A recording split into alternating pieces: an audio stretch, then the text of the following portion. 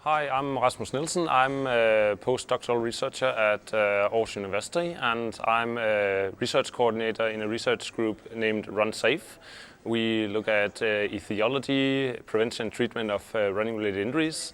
And at the conference today, I've been talking about causality, I've been talking about statistics and also running shoes. But mainly, why do runners sustain running-related injuries? Well, that's today a hard question to answer based on our current knowledge from the literature. And I think it's important to consider causal theories in order to get underneath that question. And consider causality, then you must acknowledge that you have to run in order to sustain an injury.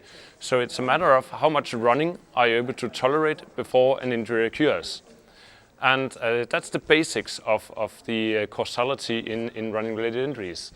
Then you can say, okay, how can this happen?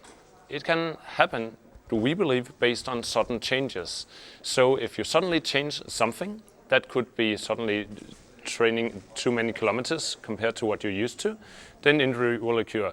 That could also be that you suddenly start a high-intensity training program where you run at a faster pace than you're used to. That might also lead to injury if you don't do it gradually. Also, you could run the same as you're used to, but you suddenly change the load distribution.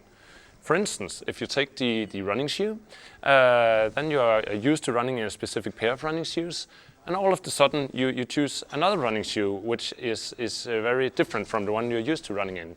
And the sudden change will make a different load distribution throughout your body, and if you're not used to that, you will sustain an injury if you run too much in the new running shoe. So there are many different ways in which a running-related injury can occur.